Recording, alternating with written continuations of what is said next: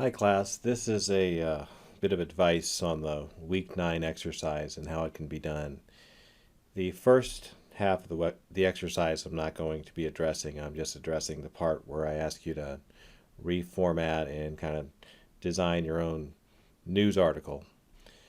So as you can see that I did my own example for you, and I have what you were given over there on the right. The idea is to create a visual hierarchy and apply a lot of what you've learned already in the class, which is what you see me doing on the left. So I'm going to break down what I did over there on the left. It's a pretty basic layout, but I think you can see it's far superior to what we're seeing on the right, which looks very unformatted. So I'm going to start and explain what I did and ask you to do something similar. But I don't want you to copy what I did, but I want you to have a little bit of fun with this, and this should give you some sort of direction as to how to do that and talk to you about some of the problems you might run into along the way. So the first thing I did was I went out to Google Fonts and I found a set of fonts that I wanted to work with. I installed them on my computer. This one's called Pretty, and it came with extra light, light, regular, medium, semi-bold, and bold members in the family. And for the title, I just used bold. This is a slab serif. I was aware it was a slab serif when I got it, so it has a little bit of an industrial look, and I thought, why not? So for the title, of course the title needs to be bigger, so I had to format it and adjust the space between the letters and everything. The lines, I mean. Let me show you my hidden characters. I'm going to press W so you can see what I did. So actually, that's weird. I didn't mean to put two paragraphs there. Let me press Shift Enter. That's what I should have. Not that two paragraphs does anything. I'm just very particular. So I adjusted the space between the lines. I made sure I selected everything. And in fact, for some crazy reason, it's not showing the space the way I want. So I just adjusted it. So that's a little bit better, more like it. And as you can see right here, that adjusted my layout just a tiny bit. So I'm going to adjust this just a tiny bit. Okay, great. That wasn't supposed to happen, but I'm going to move forward. So here's Pretty, and I took the point size up to 24. Then for the author credit, I chose Pretty Regular. Let me just choose regular right there. And that's what I had selected for this guy. Now, I'm going to have a little bit more fun with this. I think I'll take that up to 12. Drop it down a little bit more. Maybe spread it out a little bit. Let it breathe. There we go. Again, this is just me making some last minute adjustments just for fun. I should never touch my own work because then I end up messing with it a little bit more. But I want the tops of all these guys to line up. Cool. Now, notice that I specifically broke down to the next line because I didn't want weird spacing on my title. I mean, I didn't want it to look like that. That looks terrible. You see what I'm saying? So I hit Shift Enter right there so I could bring it down to the next line and not have a dangler. Put the author credit in there. Made sure that the author credit didn't overshadow the title. Then I used the drop cap, and for the drop cap was really strong and really bold, and it was starting to outweigh the title up here. So I just took that color that I mixed and took the tint down to 25%. By the way, just a little factoid on color. Any one of these colors, if you want to change them, you can click Create New Color. And something that I do a lot is just choose Lab, and I'll mix my colors in here. So L is just the lightness, and then A and B you can just mix any color you want. It's a good way to work.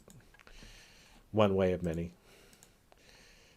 And since I had a nice slab serif that I was working with, I decided I would use a sans serif for my copy. I took the point size down to 10. I chose a font that's already on my machine called, what's that called? Calibri. And I I kind of wish I'd picked something else because I don't like picking fonts that are on my computer, but I was like, whatever. It looked pretty good. It's not super commonly used anyways. It's not like it's Arial or Verdana or something like that, or Times New Roman. Again, we're trying to avoid that type of stuff. Just a standard looking sans serif regular copy.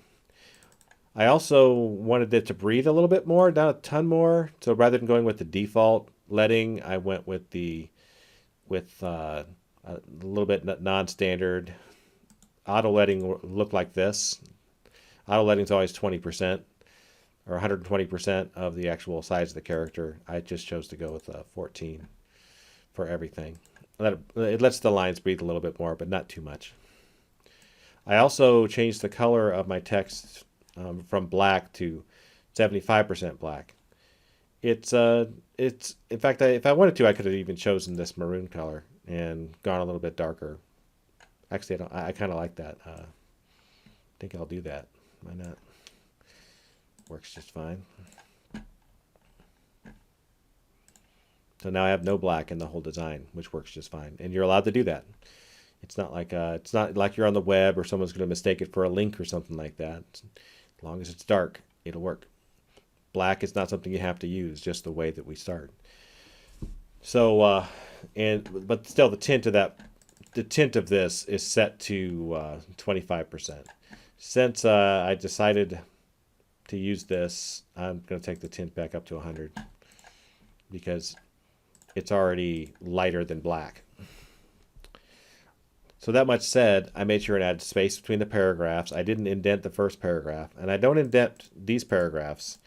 If I were to hit indent, look how deep this thing goes. It goes way too deep. It looks terrible. It's totally unnecessary. In my opinion, I never indent unless somebody forces me to. And if I have to indent, if a client makes me indent because they're trying to save space or something like that, always don't hit tab. That's a bad way to do it. Just select all the lines and just indent this way, and just don't make it too deep of an indent. So this is a first line indent right over. Where is my first line indent? There it is, right here. Make a short little indent like that. But there's no reason to do that when you're using space, because space has already told me that I'm moving on to a new thought. So just avoid that. Then, of course, I came to the quote, and I hung the quote. I did that. There's a bunch of videos on this, but all I did was indent the entire thing, right? I indented the entire thing. Right here, it's indented by 8, and then it's what's called outdented by 7 here. So I did this. In fact, I'll outdent it by 8. That'll actually be a little bit more accurate. And then we end up with this nice clean line over here. Does not look good. And also Nirvana right here. You could have spaced this out, I suppose, but I know this trick. If you use tabs, I just did a right-aligned tab and lined this up with that word contagious. So you know that was on purpose. Now, you don't know how to use tabs. That we go over that in the next class. You can just hit the space bar, or if you wanted to, and space bar is kind of cheating, but still, we haven't covered it in this class. Or you could have just left it left aligned. That would have been fine too. Then I did some other things that you'll probably notice. I put this little rule in here. It's just a line. That's all I did was put a line in here, and I chose to align the tops of all these paragraphs because I had some extra space, and I decided I would just use it. I also put a end mark at the end of my paragraph. It lets me know the paragraph's ending. It makes it a little bit more, or the story's ending, not the paragraph. It's the end of the story, so I put a little mark there. Had an extra space there I really didn't need, so I just got rid of it.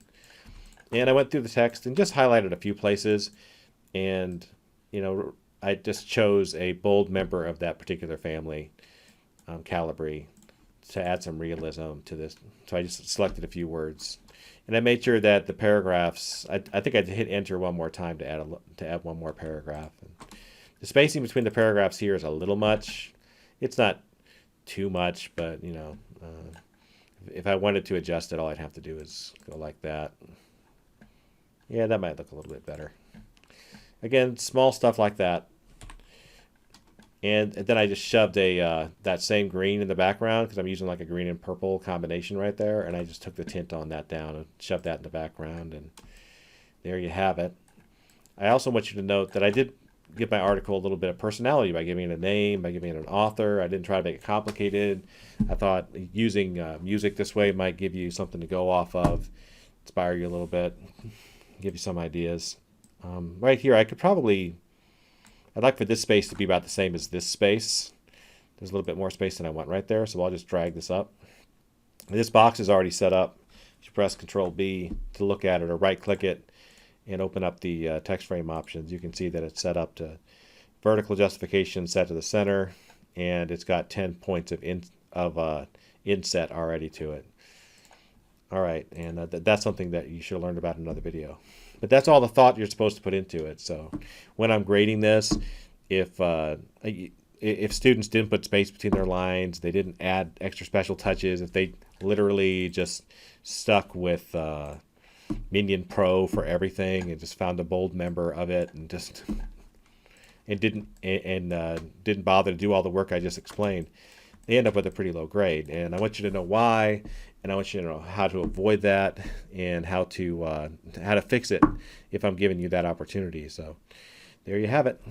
I hope that you found that helpful.